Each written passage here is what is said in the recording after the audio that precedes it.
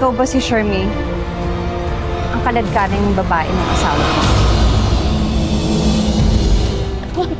Ate, sorry na ate. Hindi ko naman po alam na may asawa si Jose. Sorry na ate, please, patawarin niyo po Wow, ako, ang ate. kapal din ng mukha mo. Para makaate sa kaibigan ko, bakit? Close ba kayo? Ha? Mars. Kapal mo ah! Hayaan mo siya mag-explain. Ate, maniwala naman po kayo sa akin, no? Isa pa, matagal na po kaming break ni Jose nung tumawag ako sa kanya. Please, maniwala po kayo sa akin. Matagal na po kami hiwalay. Break? Eh bakit ka tumatawag kay Jose? Ha?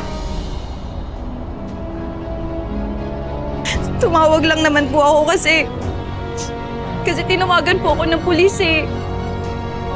Tumawag po ako sa kanya kasi syempre takot din po ako.